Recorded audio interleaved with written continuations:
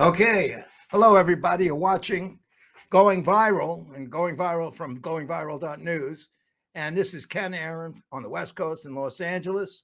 And so far tonight, we have Mike Jankowitz, who's in the Bronx, I think, and Alex Stavropoulos and Dennis Goldstein. Mike's in Queens. Mike's in Queens. Where are you, Alex? Manhattan. In Manhattan, okay. And Dennis is New Jersey. New Jersey. Well, there you go. So you got three from the East Coast and one from the West Coast. New York Post and the New York Daily News are reporting that you've appointed your brother, a fellow retired police officer, as a deputy commissioner for the NYPD. Is that true? And if so, doesn't that at least violate the spirit of the law in New York, which says public servants, friends, and family members should not benefit from their positions? Well, we have something here in the city called Conflict of Interest Board. They do rulings and waivers. It's going through that process now. They would make the determination, and we have a great system here in the city. But let me be clear on this. My brother is qualified for the position.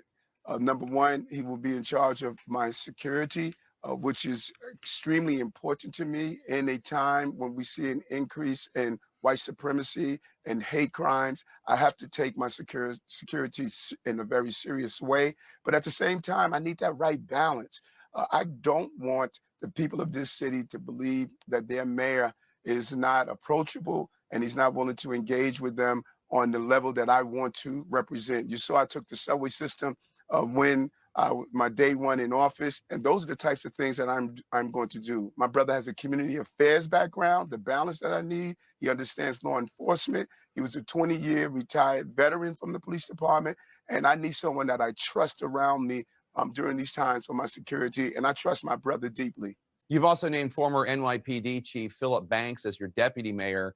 I'm sure you know he was named an unindicted co-conspirator in a federal corruption probe and resigned in 2014 after being accused of accepting bribes in return for favors. We should note that he denies that vociferously.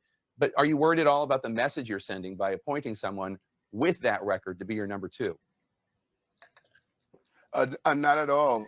I believe that Phil acknowledges there were some real mistakes and errors that were made. He was not accused of a crime. I think that when you look at what happened yesterday in this city, a young person was shot in a robbery in a store. It really personifies why I need the best person for the job. I can't leave bad people doing bad things to good people on the bench when I have a talented person that just made some bad bad decisions. He didn't do anything that was criminal. Phil is a great person, the right time to do this job. He rose to be the chief of the New York City Police Department during a time when we had to bring down the abuse of stop and frisk. We had to bring down gun violence and crime. Leaving that talent on the bench is the wrong thing to do. He's the right person for this time to really bring together all of my law enforcement agencies and entities. And he's going to show New Yorkers every day he's a right person for this job. And I'm excited about having him on the team with all the other team members that I put together to deal with public safety, which I say is the prerequisite to prosperity, public safety, and justice. Well, it seems like straight up nepotism, possible corruption to me. And he's lying about it. I mean, that's what he doesn't want to admit. So, I don't see much. Yeah, he's obviously in the wrong. They shouldn't give him a pass. You can't find, there are, hundreds of other qualified public servants and police officers that he could also choose besides his brother. And this other guy who has corruption allegations. I mean, well, I guess it's, shows he's making mistakes out of the gate. But, as Jeff Gold always tells us, compared to the governor, the New York mayor, has less power than you think. So, which also means he has less power to screw things up for the city. So maybe that's, maybe that's a blessing in disguise in this case anyway. Okay, let's go to Mike. Go ahead, Mike. Okay, well, first of all, just speaking logically, his brother is only handling the personal security detail for the mayor. Now, logically speaking, who do you trust to protect you yourself the most? Well, your brother would obviously be the best choice. So I don't see that as, I mean, if the conflict of interest board could say it's a conflict of interest, but I don't see that as being a major problem because all he is, at least according to his job profile, all he's doing is protecting the mayor. As for the other situations, well, first of all, Eric Adams is from the police department, so we're going to see a lot of police personnel in positions that they may or may not be appropriate for. But as far as that kind of corruption, all I can say is, doesn't surprise me.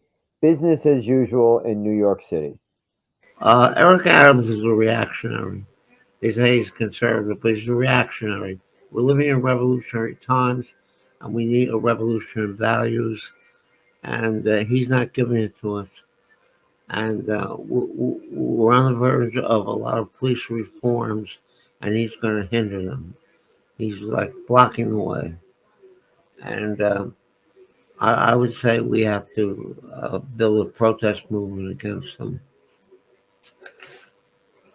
I'll leave it at that. Okay. Well, what we want to talk about is, which Eric Adams did, was he put out that non-citizens can vote in New York City elections. I'm sure you heard about that.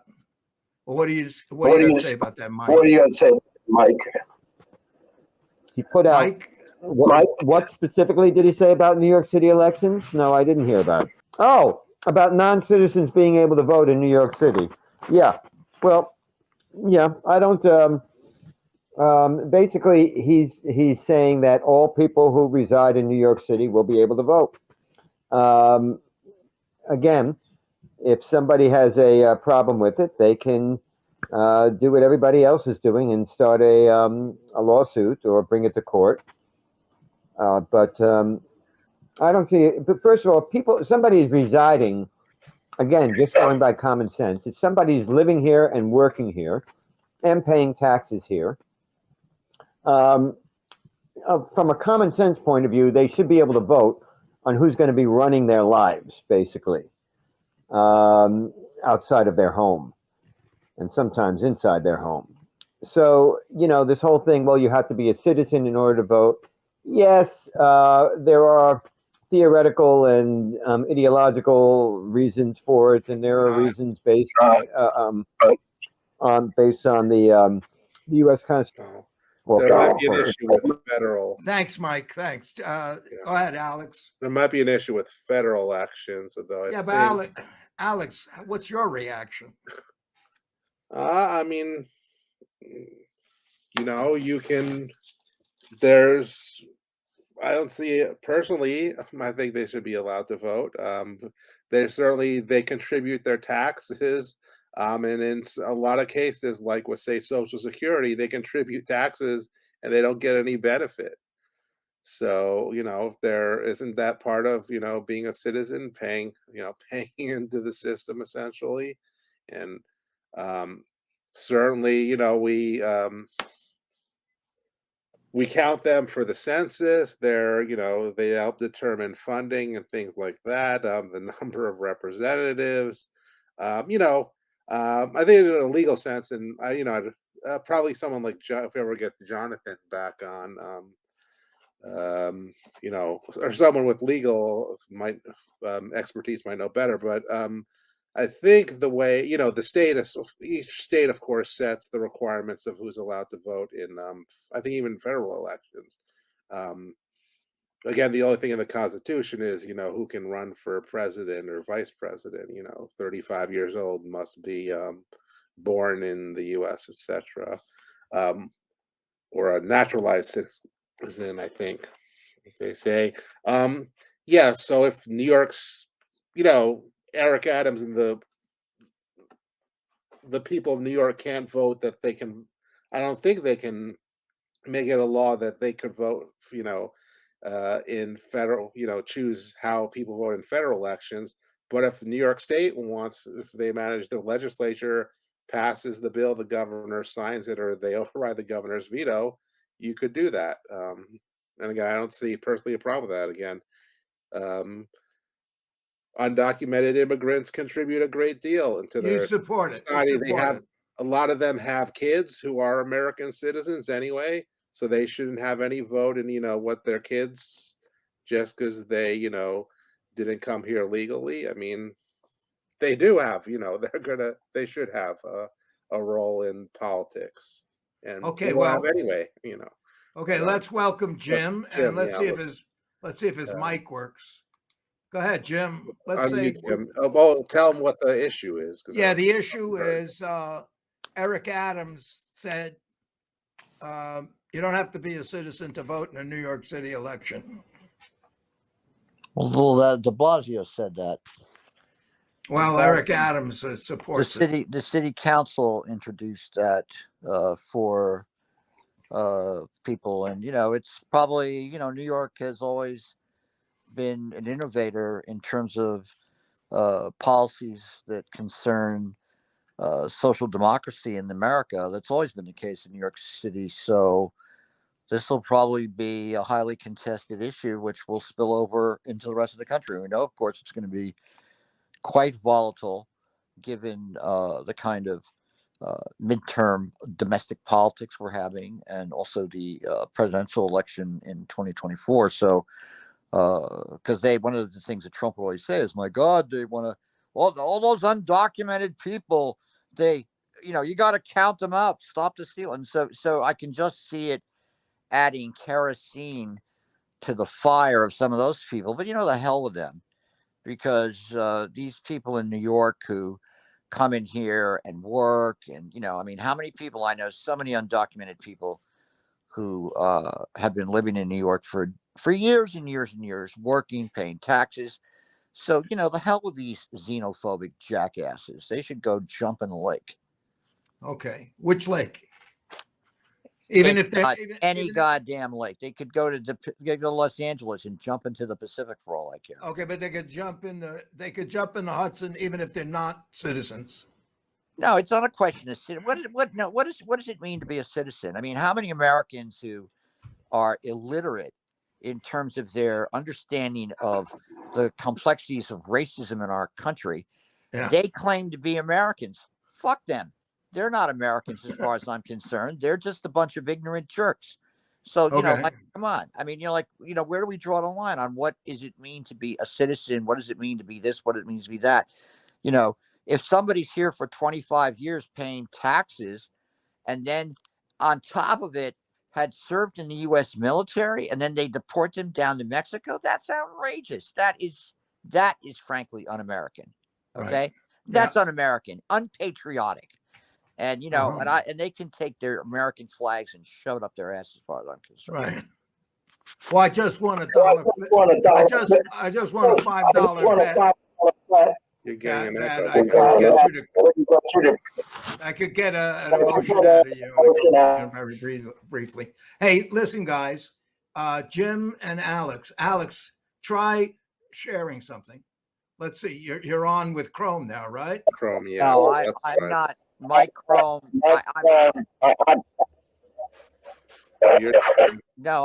not able to get the stop.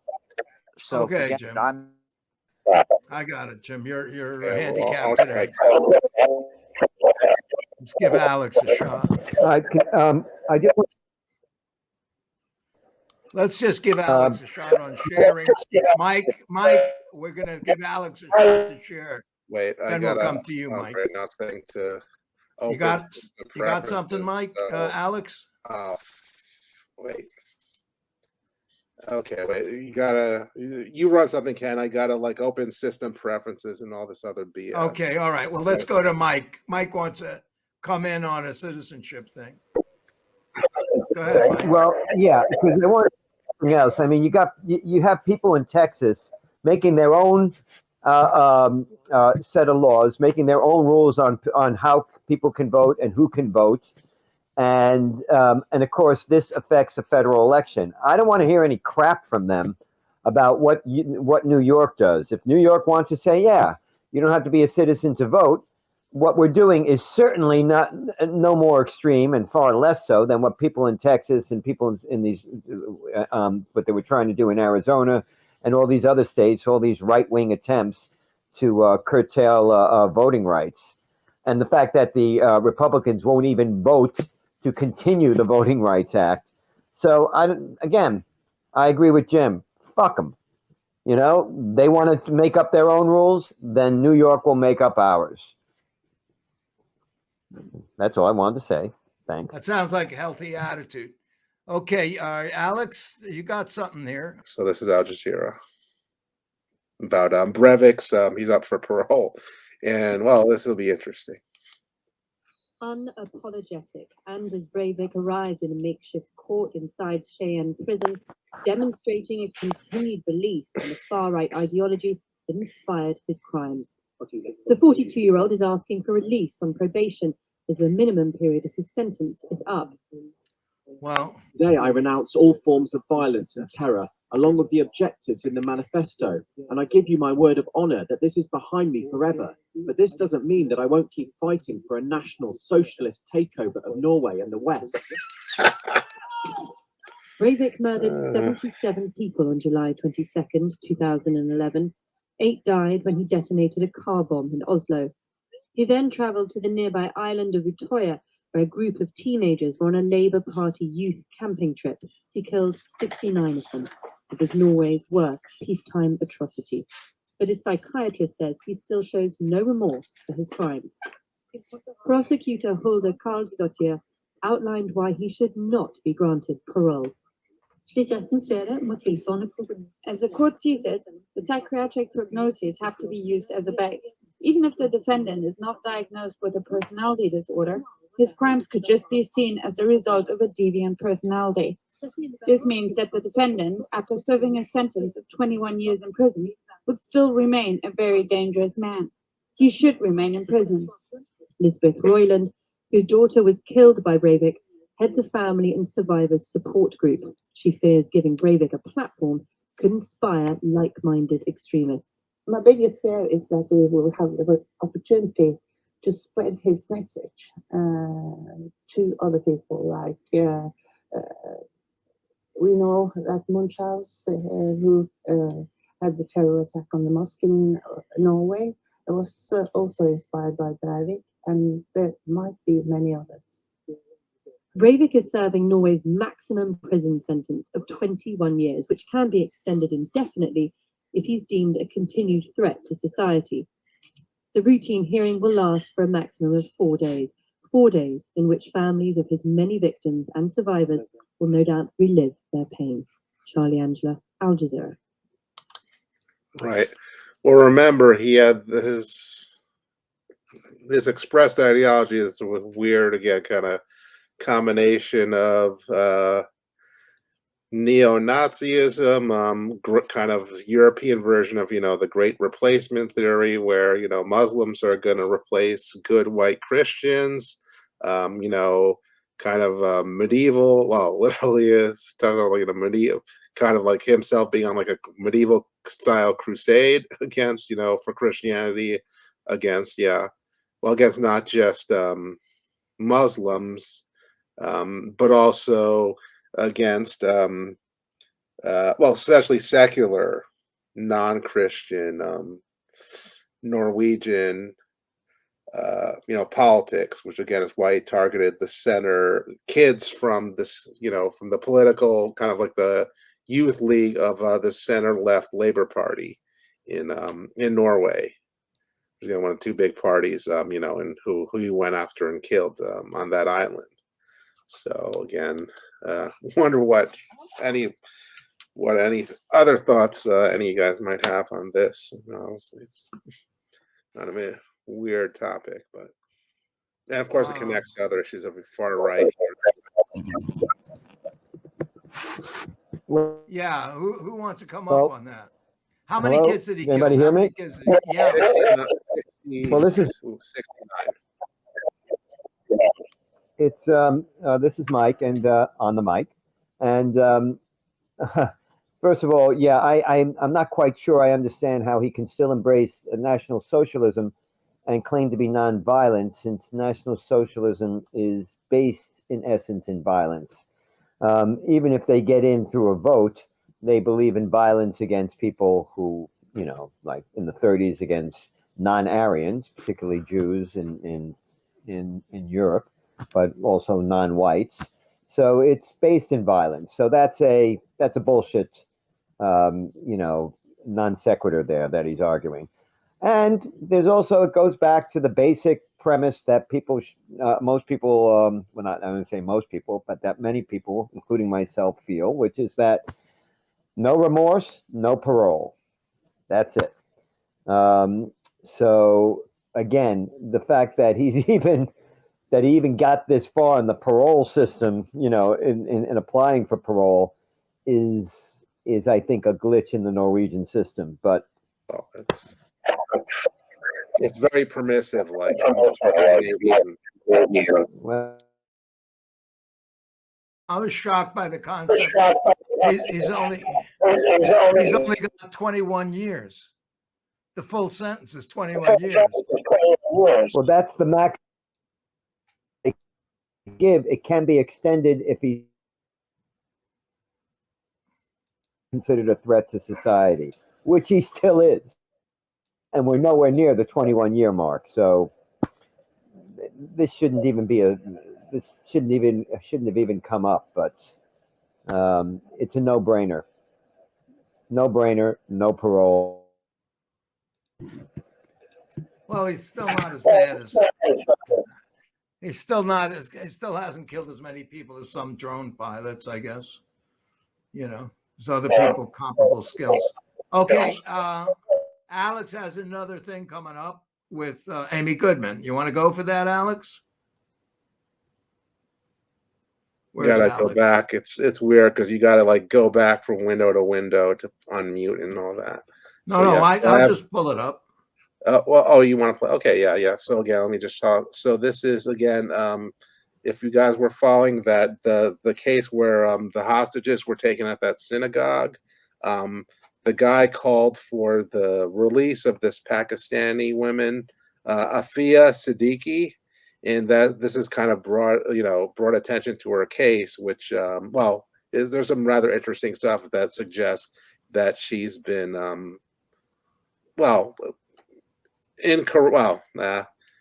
that she shouldn't be in jail, and that they're basically covering up her torture, the U.S. government. So I'll play you can play it. You can play most of the clip. It's actually quite interesting, her story. So I'll play it. Let me go back to the beginning. DemocracyNow.org, The War and Peace Report. I'm Amy Goodman with Juan Gonzalez. As we continue our coverage of the 11-hour hostage standoff at a synagogue outside Fort Worth, Texas, Saturday, we turn to look at the complex case of an imprisoned Pakistani neuroscientist, Dr. Afia Siddiqui. During the standoff, the armed gunman, Malik Faisal Akram, a British man, repeatedly called for Dr. Siddiqui's release. She's currently serving an 86-year sentence at Federal Medical Center Carswell Prison in Fort Worth, which is like 20 miles from the Beth Israel Synagogue in Colleyville, Texas. In Pakistan, she's considered a political prisoner. In the United States, some call her Lady Al-Qaeda. In 2010, the MIT Brandeis-trained Pakistani neuroscientist was convicted of attempted murder for allegedly shooting at U.S. soldiers and FBI agents while jailed in Afghanistan in 2008. In fact, none of the Americans were injured, but Dr. Siddiqui was shot and wounded while she was in their custody. Many questions remain unanswered about her time in U.S. custody. Dr. Siddiqui's supporters say she was forcibly disappeared, along with 3 of her children, by Pakistani authorities in 2003 and interrogated and tortured for years by the United States at the Bagram Air Base and other locations. U.S. authorities say Siddiqui was never held by the U.S., was arrested in July 2008 by Afghan police and handed over to U.S. authorities. We're joined now by 2 guests. Marwa El Bailey is with us. She's the current lawyer for Afia Siddiqui. And Maury Salakan is with us, the director of operations for the Afia Foundation. I want to begin with Dr. Siddiqui's lawyer, Marwa El Bailey. You were there outside Dallas on Saturday, Marwa. You expressed your horror and the horror of the Siddiqui family at what was taking place with the armed gunmen holding the hostages, the rabbi and 3 others. Can you start there and then just briefly tell us the story of Dr. Siddiqui, who the gunmen kept saying he wanted released? Yes, thank you, Amy. First of all, we are so thankful that the hostages were released safely and that the rabbi and his congregants weren't harmed. What happened there was despicable and it is not acceptable to anyone. Dr. Afia Siddiqui, during her sentencing, stated that she doesn't want any violence done in her name. And I haven't had the chance to speak with her about what happened. I don't think she might not even know about the events of Saturday, but we just wanted to make that very clear that she and her family have always said that they don't want any violence done in her name. Just to make the audience aware, there's a lot of misinformation out there about Dr. Afia Siddiqui's case, and it has been made to display as if she has been charged and tried for terrorism, which has never happened. As you mentioned earlier, she was tried for allegedly being able to get a weapon from a U.S. soldier and shoot it at them multiple times. There was nobody injured other than herself. There was no physical evidence. So there was no gunshot residue on her person or clothing. There was no fingerprints on the weapon. There was no shell casings from the weapon she allegedly fired, no bullet holes, so no physical evidence. When she went to trial, it was based on the testimony and contradictory testimony of the individuals that were in the room. And her trial itself was extremely unusual in that there was a threat to the jury, which resulted in the dismissal of 2 jurors. The defense moved for a mistrial, which the judge denied. And then she was sentenced to 86 years. And again, I can't emphasize enough that she was never charged with terrorism. So this false moniker exists out there against her, in which they refer to her as Lady Al-Qaeda and other names, where she was never tried for any of that in a court of law here in the United States.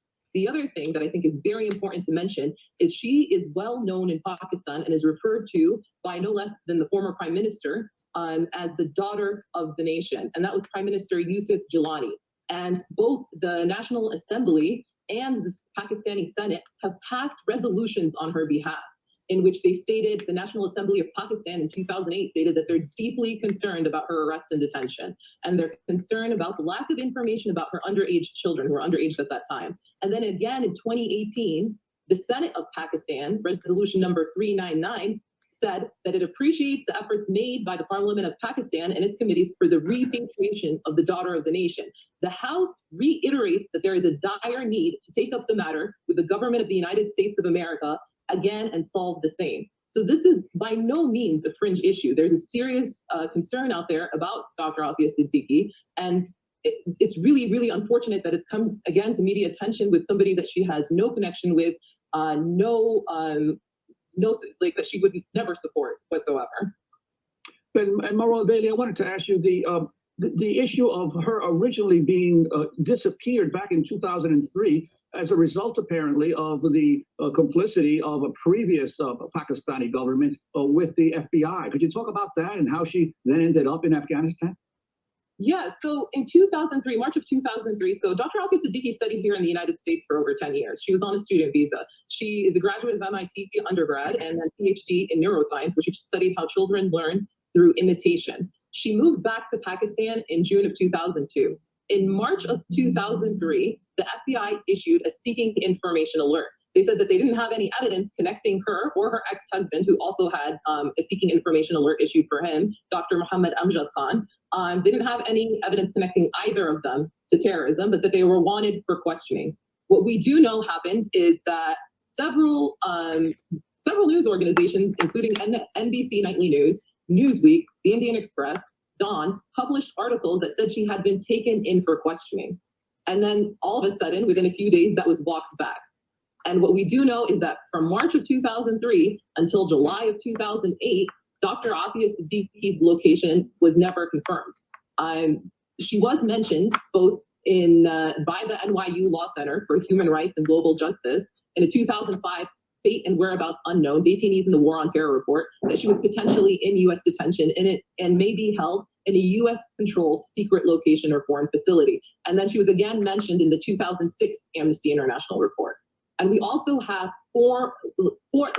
we have formal apologies from the former foreign minister of Pakistan in 2012. And he goes, and I quote, "I'm sorry for handing over the innocent Dr. Afia Siddiqui to the Americans. It was my biggest mistake ever."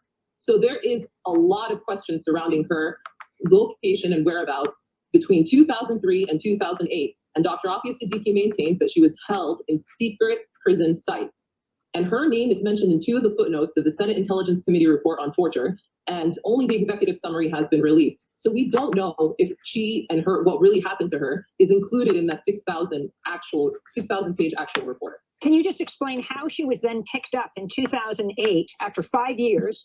I mean, I just watched the former deputy director of the FBI, Andrew McCabe, saying, some say she was held by the U.S. for 5 years. That is not true. And he said, I was very closely connected to that case. But she was picked up in Ghazni, far, far from, for example, Bagram, with her elder son, with bomb plans. And that's when she was taken in by the authorities, handed over to the U.S., where she was then accused of trying to escape and open fire?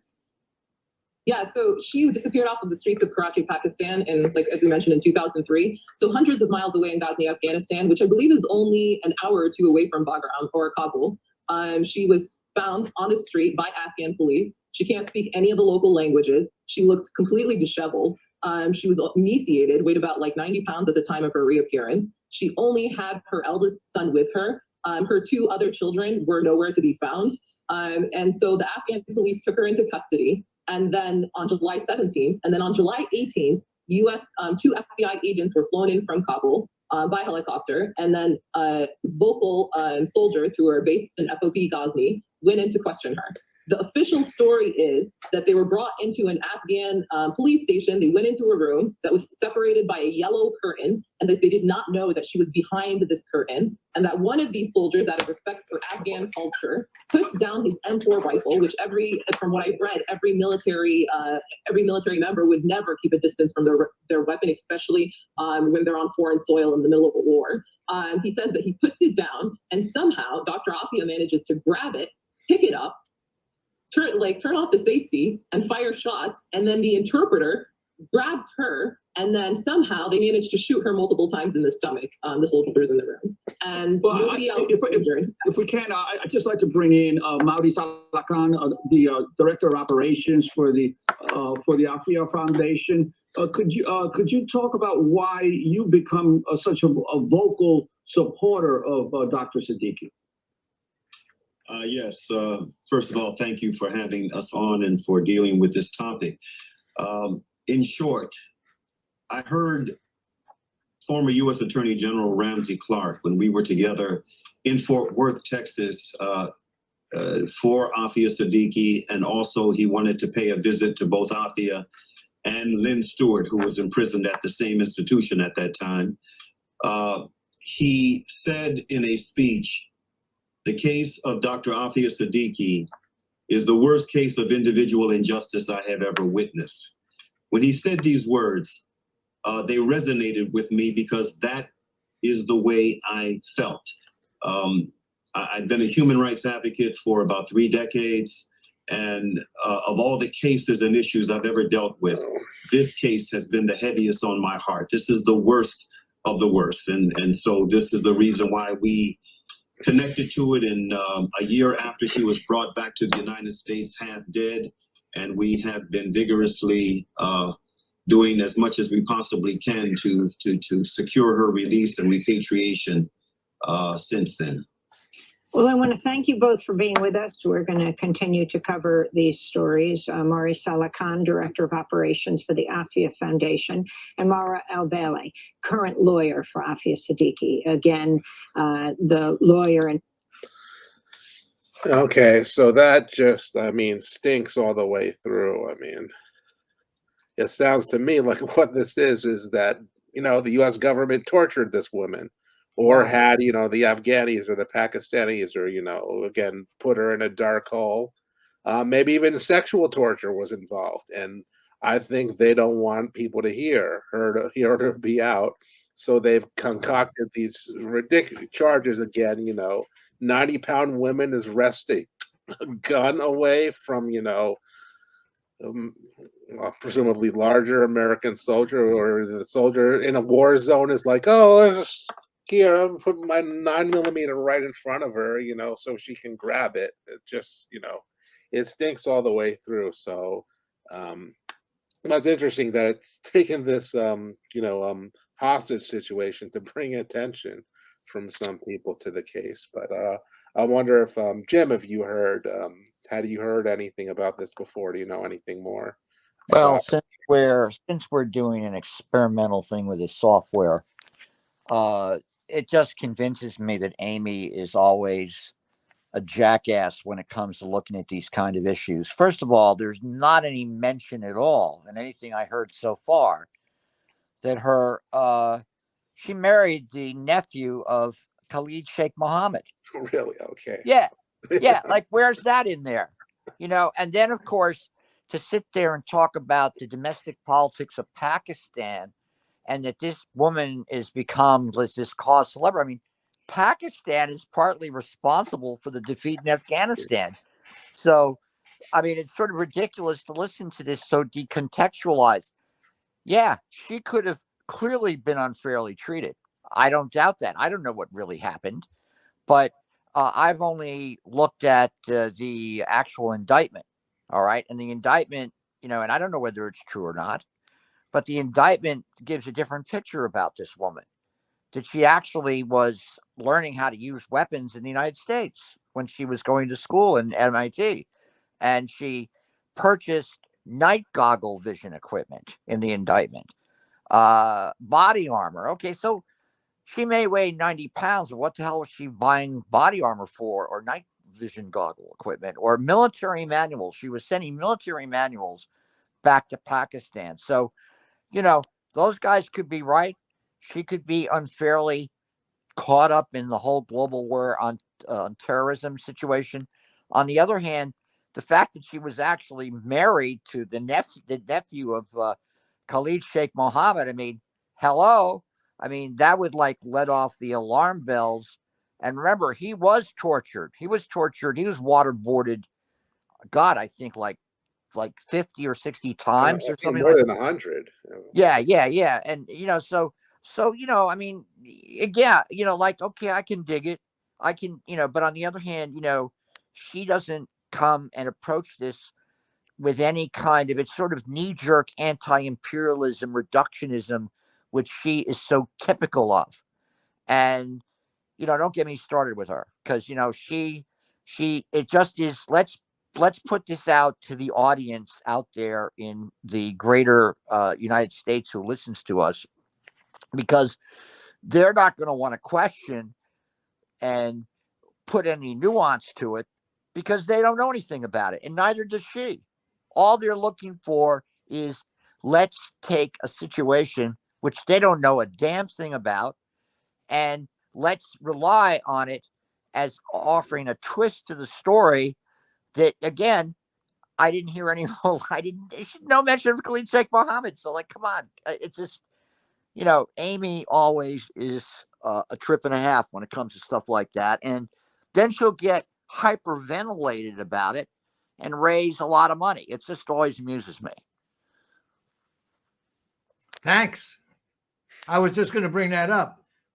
There's something not being revealed here. What's the other side of the story? What happened in Act 1 and Act 2 and Act 3? This is Act 5. What's going on? And, she went to MIT. I mean, that's pretty expressive. And so Jim saw that, and the indictment, was there any reason to suspect that Amy Goodman just didn't see the indictment, and secret data that you got? Only Jim was able to Ken. reveal. She's got researchers, and she's got lots of staff. Yeah.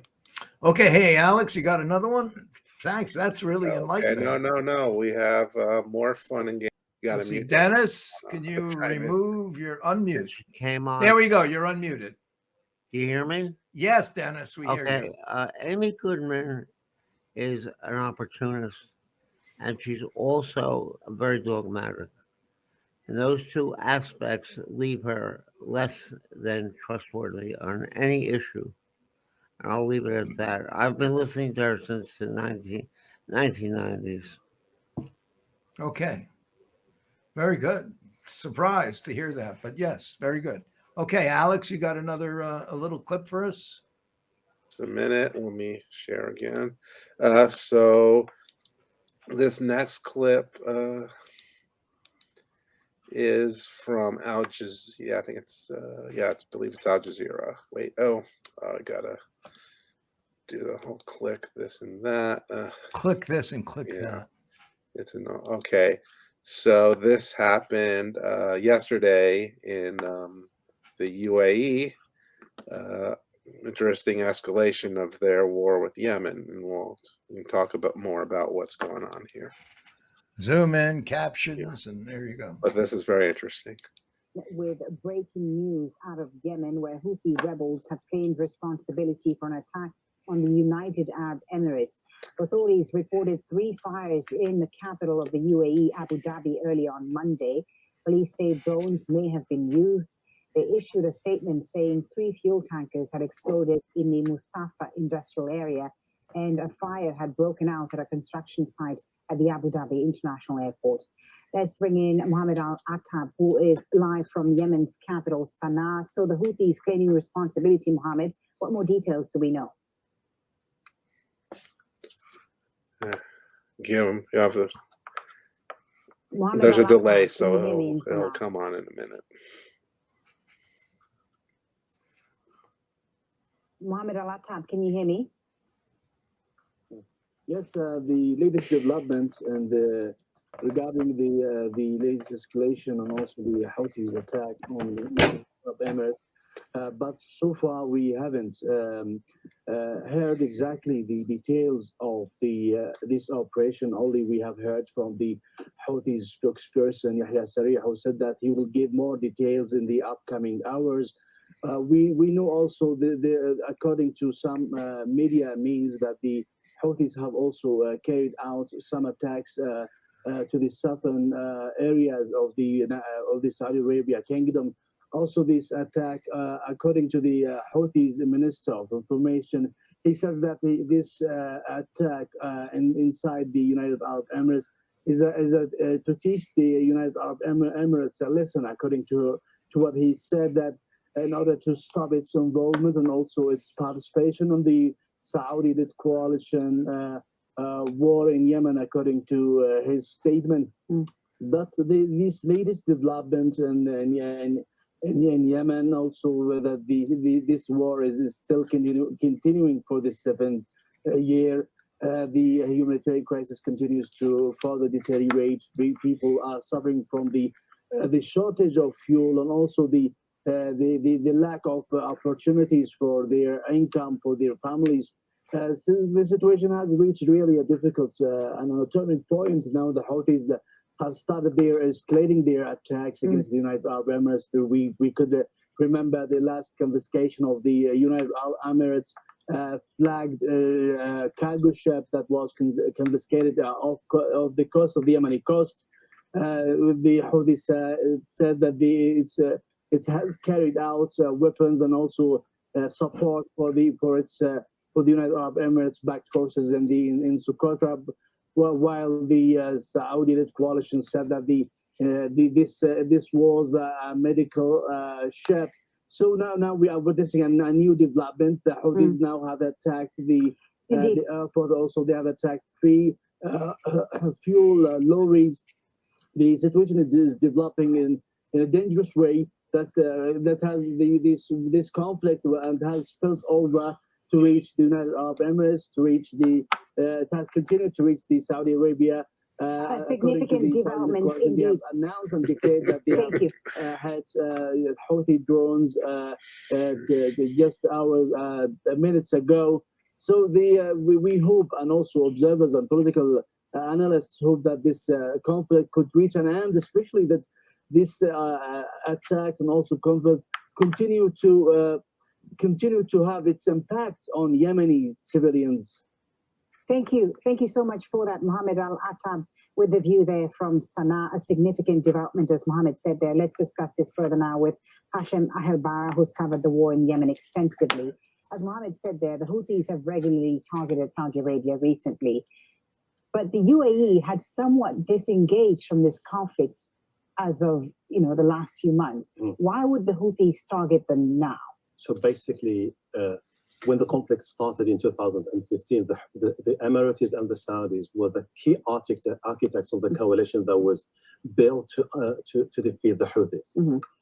Then the Emiratis started to play quite a significant role in Yemen until 2019, following some of the major attacks of the Houthis inside Saudi Arabia. Then the Emiratis said, it's about time for us to pull out.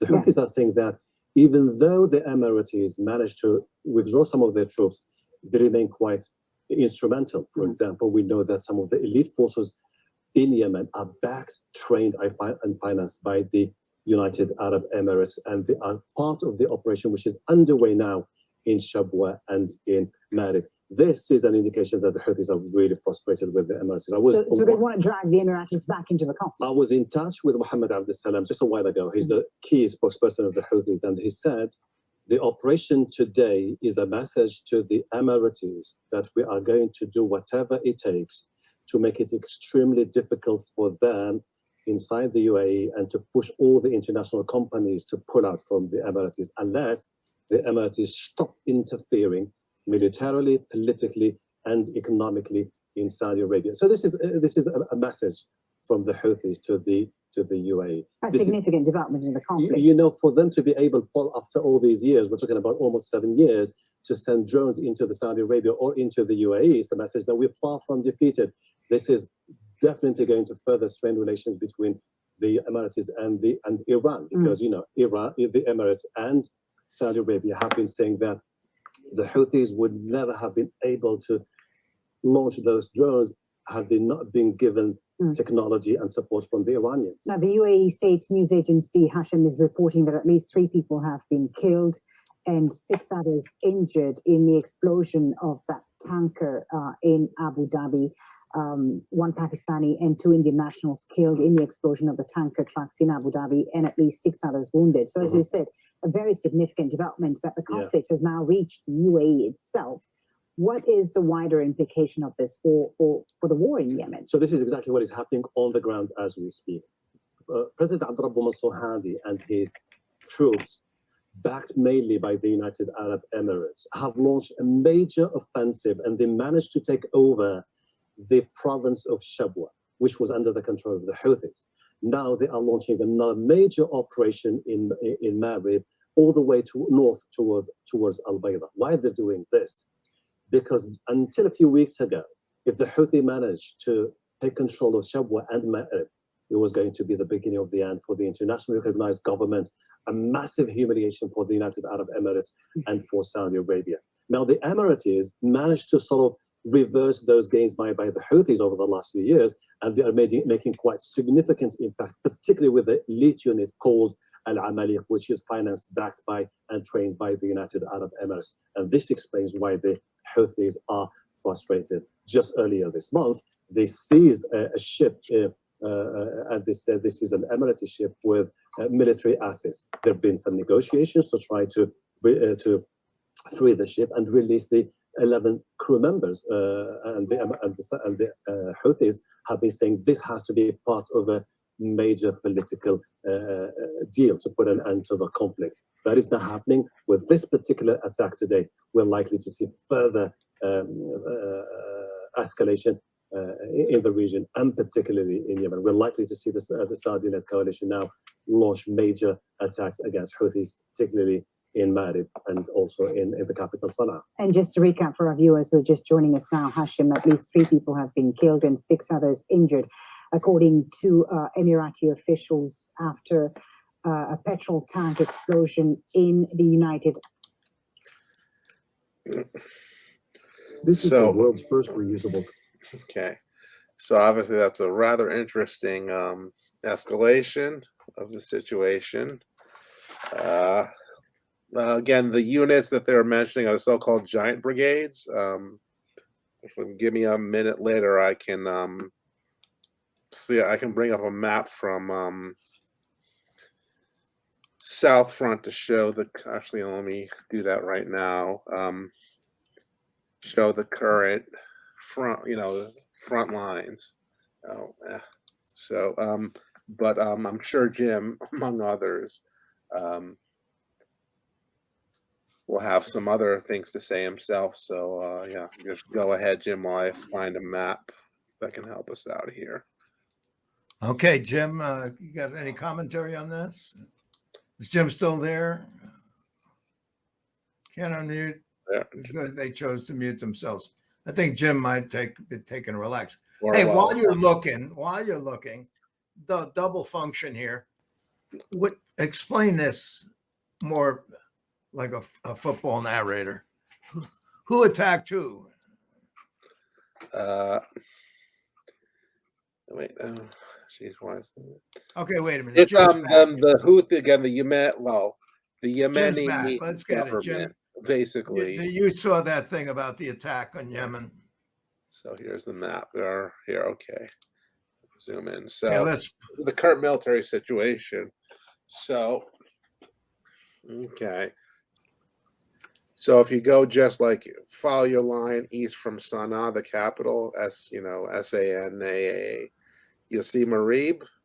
That's what they're fighting over. That's where that province is where the oil is. So again, if the Houthis take that area, basically this game set match. So who's the brown?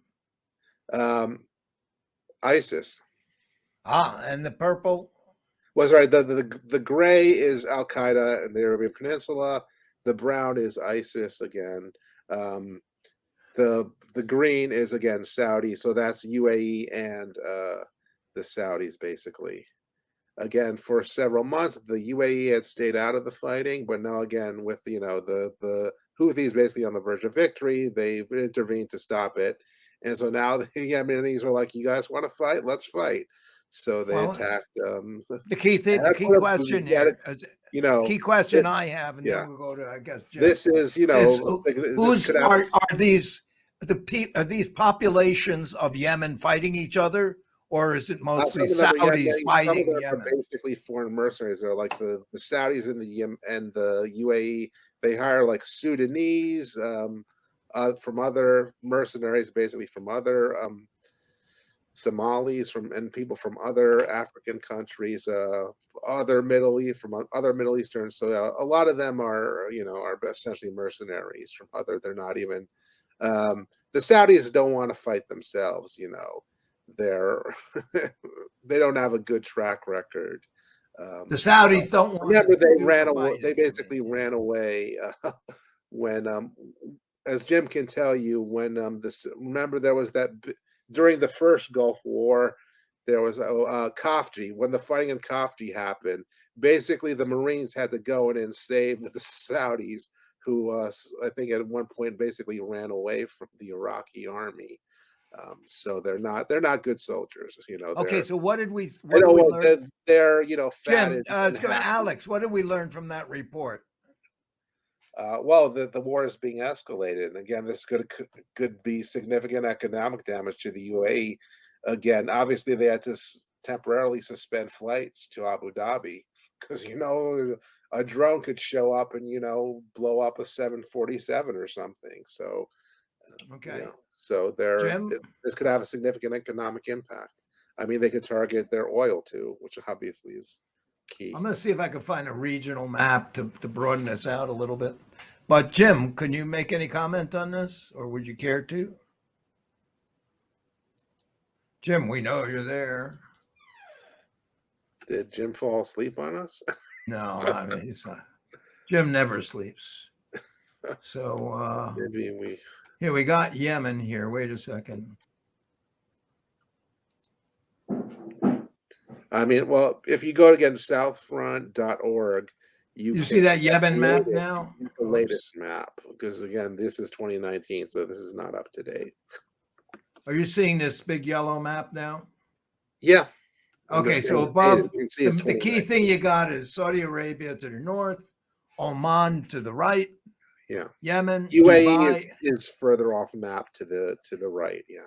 Yeah, and there's the Somalia, the UAE, and Dubai, and Djibouti, Abu where Dhabi is all the way to there the are a bunch of right. bases, yeah. Okay, there you go. So you're saying, well, what I'm trying to get is this is mostly a battle between Saudi Arabia's mercenaries trying to gain control of Yemen. Yeah. Right? And trying to keep the Yemenis from taking it back from them. Okay, great. You know, I mean, great in the sense of that's the Yemenis have a long history as proud warriors, you know, beating off everybody, including the Portuguese, back in the 16th century. So they're very good fighters. You know, if you South Front go back, they have a bunch of interesting videos. You know, the Houthis put out their own videos showing, you know, the fighting. So you'll see some interesting. You know, they're pretty good, basically. Okay. Oh, we lost. Okay, Jim. I think Jim is not there now. Yeah. I think he left for some reason. But, Maybe he's having technical difficulties let's see if connecting with us. Mike or yeah, Dennis. Mike and Dennis. Let's go. Dennis, you got a comment about this Yemen war? Yes, it should. Go ahead, Dennis. It should be stopped. It's a it's a catastrophe. It has to be stopped. There's something wrong with the United States foreign policy by supporting these people. Yeah, 400,000 Yemenis are estimated, probably more in actuality, have died in the conflict, mostly civilians. Of course, they've been under a strenuous blockade from the Saudi. You know, the Saudis blocked them from, you know, bringing in food from. They've had diseases like cholera and typhus that, you know, shouldn't, you know, are like from the Middle Ages. Again, it's been commented that what's going on in Yemen is currently the worst humanitarian disaster. That includes Afghanistan now, though Afghanistan, of course, may turn Okay, out let's hold worse. it a minute, Alex.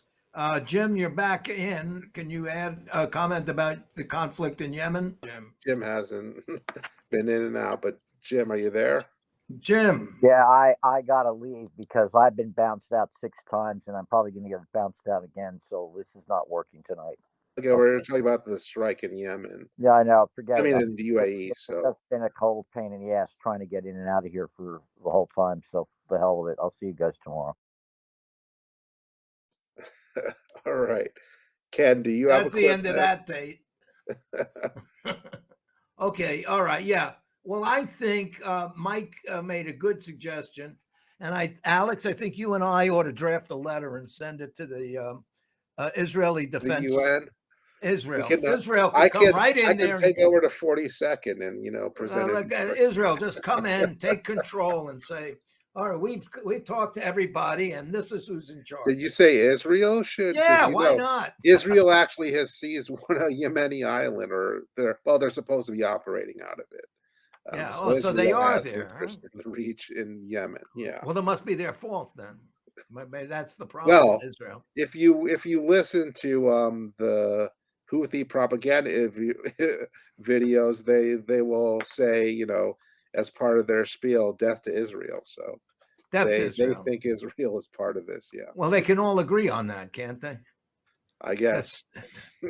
For you to think about. What is the smallest circle that you can create on the Earth's surface that has more people living within it than outside of it? For a moment, you may be tempted to place the center of your circle in the middle of Times Square in New York City. After all, more than 300,000 people will walk through this square every single day. The epicenter of an urban area with more than 20 million people and the beating heart of the world's most powerful country. The New York City metropolitan area has more people within it than 70% of the world's countries do. And so, you'd be pretty forgiven for thinking that it's at the epicenter of the world's population. And yet, despite all of that, it's really nowhere near the true center of the world. which is arguably over on the other side of the planet, here at Mongket, Burma. This is a relatively small town of only about 40,000 people, and it's rarely visited by any tourists. And yet, if you drew out a circle from here with a radius of 3,300 kilometers, with Mongket precisely in the center, you will find that this is actually the smallest circle you could create that contains more people inside of it than outside of it. This fascinating phenomenon was first realized back in 2013 when a Reddit user going by the name of Valerie Pyrus, and known in real life as Ken Myers, posted a very similar map with a very similar idea that looked like this. Rather than Mongket, this map was centered instead over the South China Sea, and with only a 4,000 kilometer radius, it only included parts of 21 countries and was shockingly small, excluding the entirety of Europe, North America, South America, Africa, Australia, and even most of Asia. Entire massive countries like the United States, Brazil, Egypt, and Russia were nearly entirely left out. And as a result, the claim spread like wildfire throughout the internet and news media. Ever since, the claim has been backed up by nearly everyone, from the Washington Post to professors from the London School of Economics. So, how does the math all break down?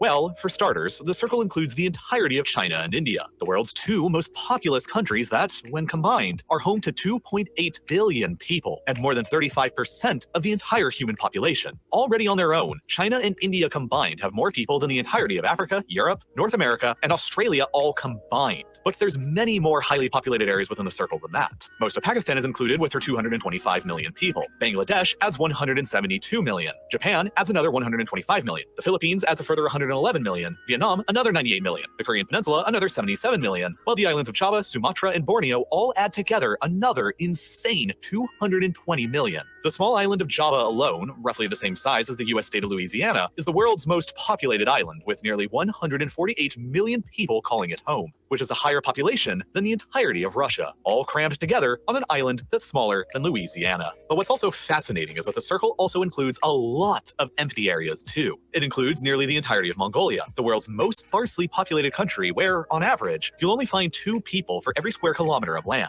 It also includes Tibet and Xinjiang within China, 2 areas that, when combined, have a very similar land area to the entirety of India, but only being home to less than 30 million people. Further, the circle contains even more water than actual land, which of course is empty. And then, besides just for the astonishing fact of its existence, the circle has many other mind-blowing aspects to it as well. For one, there are many more Hindus, Buddhists, and Muslims within the circle than there are outside of it. For Hindus and Buddhists, that makes a lot of sense, but for Muslims, it's pretty shocking because the circle excludes the entirety of the Middle East and the Arab world, areas that are more often considered to be the epicenters of the Islamic faith. This is largely because of the enormous Muslim populations of just 4 countries that are largely within the circle: Indonesia, Pakistan, India, and Bangladesh, which, when all combined, are home to nearly 800 billion Muslims, which is nearly twice the number of Muslims who live across the entire Middle East and North Africa. The Indian state of Uttar Pradesh alone has a Muslim population of only about 19%, but that's still nearly 44 million Muslims, and is a higher Muslim population than any Muslim-majority country in the world, besides for Indonesia, Pakistan, Bangladesh, Egypt, Iran, and Turkey.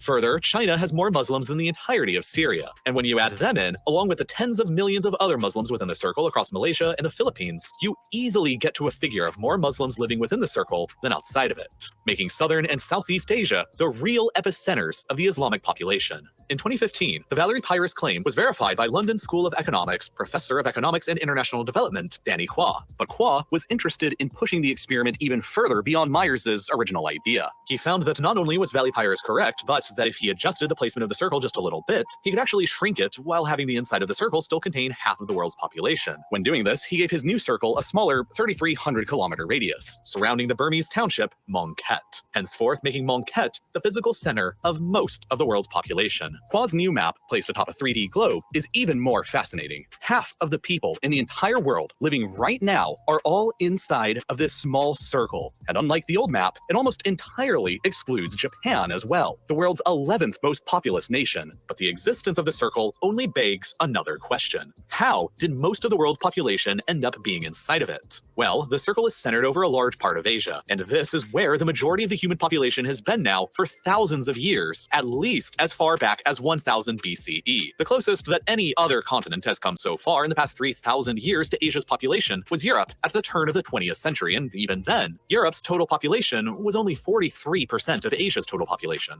Fast forward 120 years to the present, and that percentage has shrunk down to less than 17% of Asia's population today. Even if you go all the way back to 1700, India and China alone accounted for a little more than half of the entire world's population, with more than 150 million people each. And over the 3 centuries centuries of history since, both have added more than 1 billion additional people. So, for about the past 3,000 years, this small circle that contains the majority of humanity has remained more or less constant in the same general location. Despite both adding more than 1 billion people to their populations, however, both India and China have been growing at more or less the exact same rate as the rest of the world over the past 300 years. That trend ultimately means that both India and China have so many more people than any other country today because they had so many more people than any other country did 300 years ago as well. In short, they simply had a much larger head start than any other country did. But like, okay, that doesn't really answer anything. The real question is, why did they have so many more people than anywhere else 300 years ago? The big two answers to that question are land and food.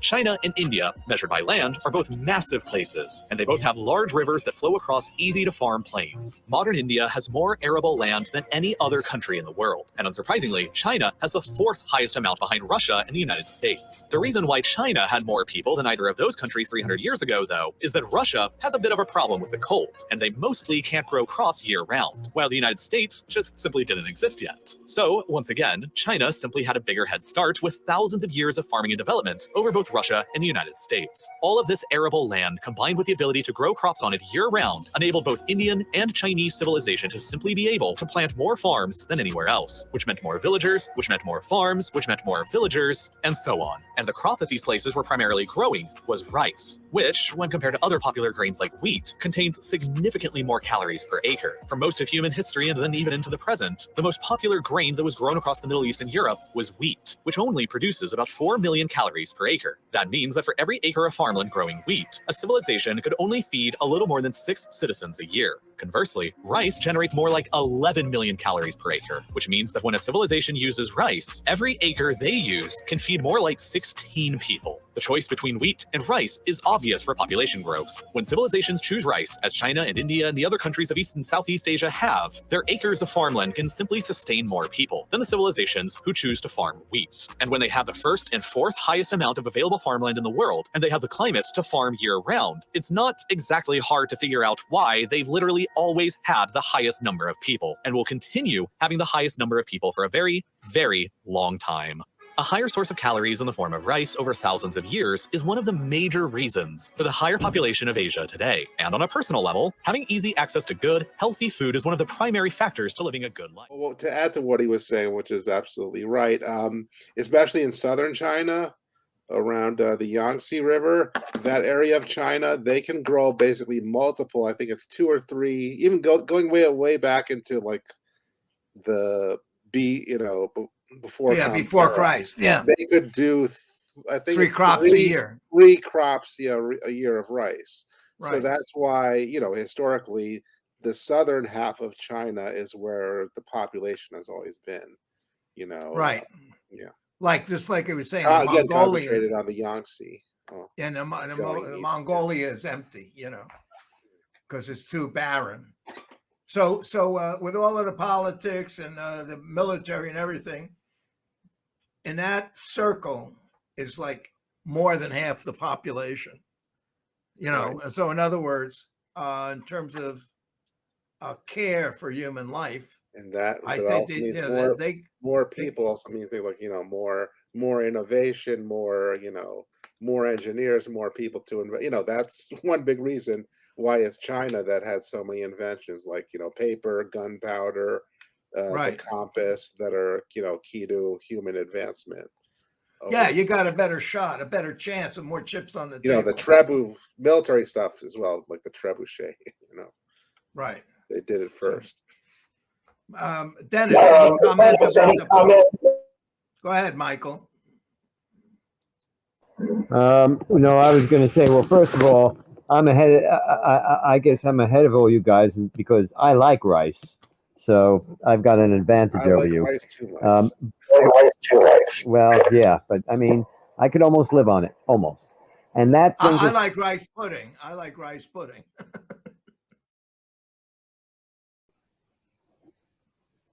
Well, they didn't have a large, I want to make a comment. wealthy or even middle class. Yeah, but I want to make a comment here.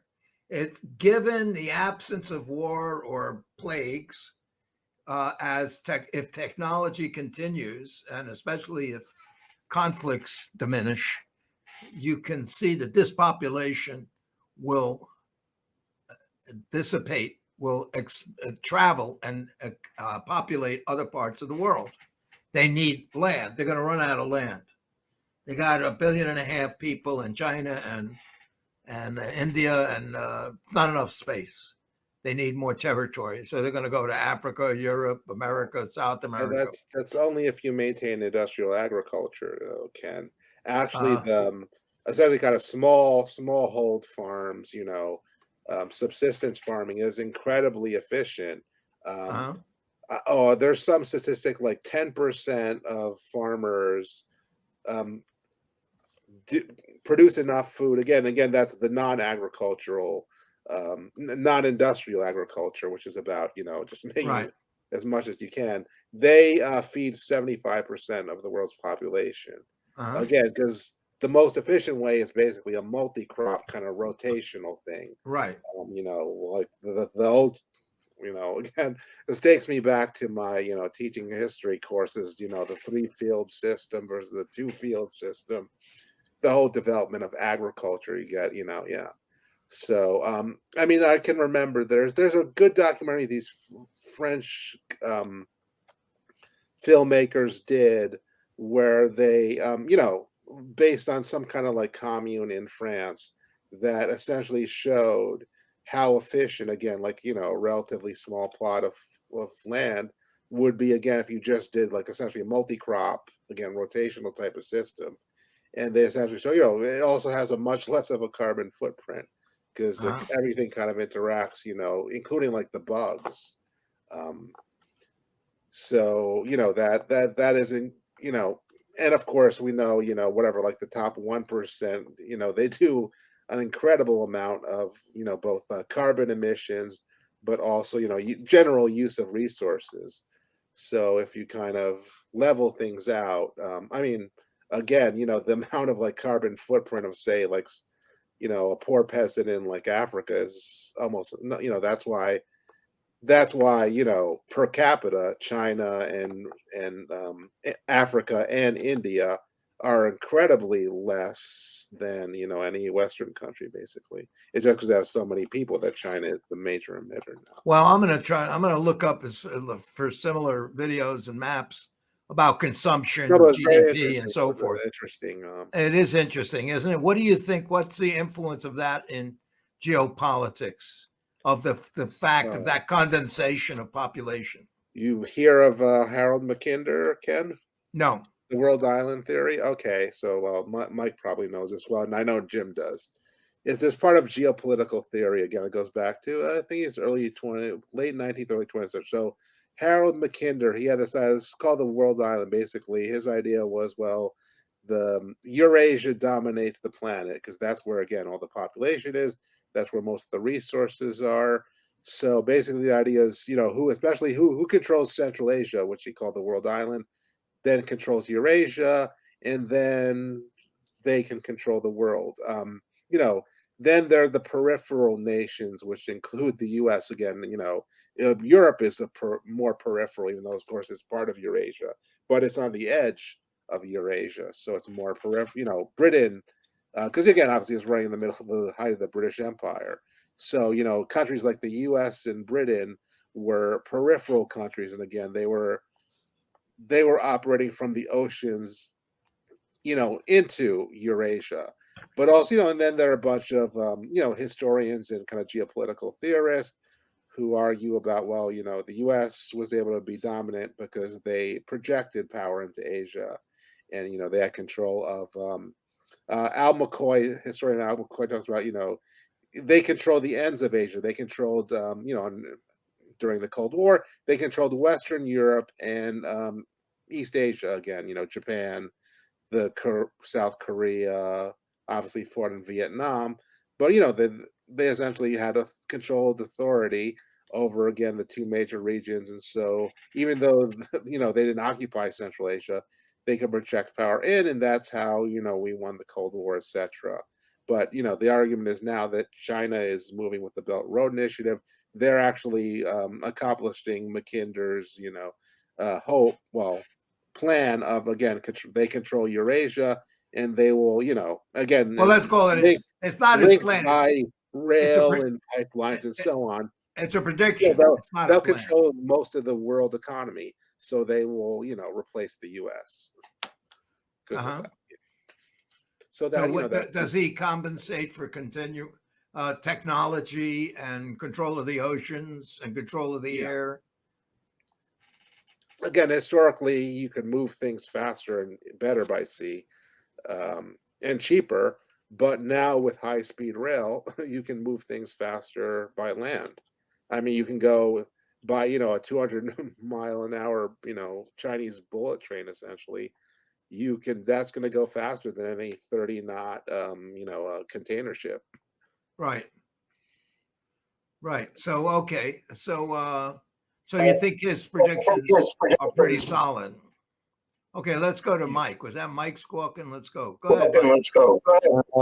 Yeah, the problem with predictions is that they don't always go as planned. There are many more reasons why the United States, if you want to say, or the West, seem to be running the world up to that point. There's many factors. Technology is one of them. Also, conducive climate, and also the fact is, again, how much resources there are per person, which means therefore how resilient and how upwardly mobile you want to say that population will be, and therefore how much more technology and how much more power they can project. So there's a lot of factors going into that. When it comes to predictions, it's the old saying, if you want to know whether or not a prediction's right, you'll just have to wait 50 years until after it either comes true or doesn't.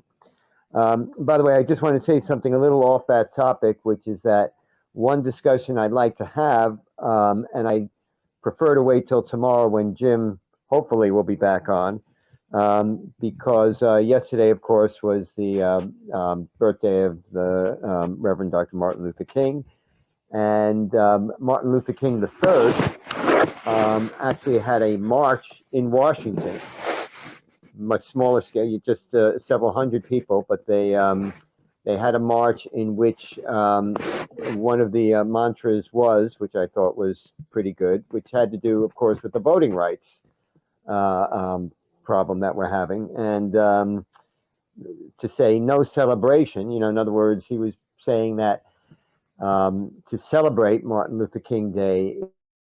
Jim, you want to do it tomorrow? We'll talk tomorrow. Yeah.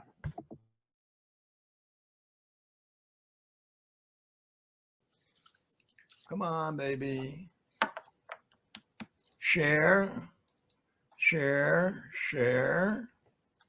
and share. Oh, I'm not seeing it yet. Here it is. Oh, there we go. Yes. Share. Okay. Oh, so this is the satellite footage. Yeah, I mean, it definitely looks impressive. And of course, there was a tsunami as well.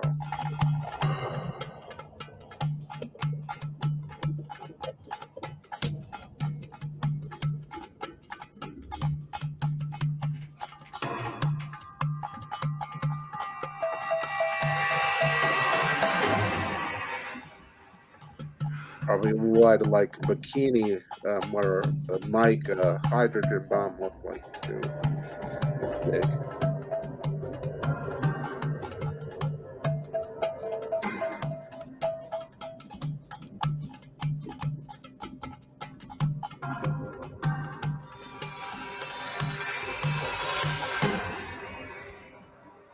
Yeah, Ken, have you seen anything that this could like affect? Could this affect the climate? Are they saying?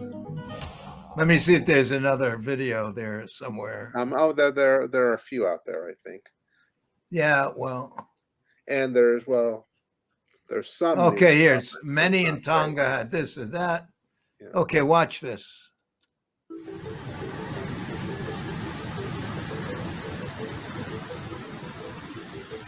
It looks like like Fukushima, or there was the big typhoon. tsunami in Indonesia years ago, remember? Wow.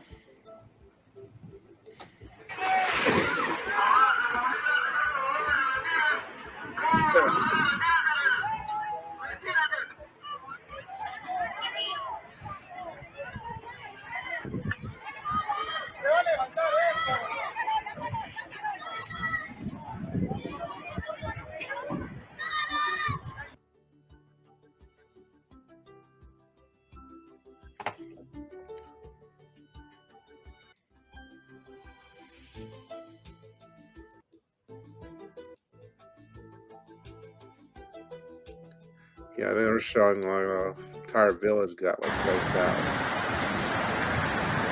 by the blast.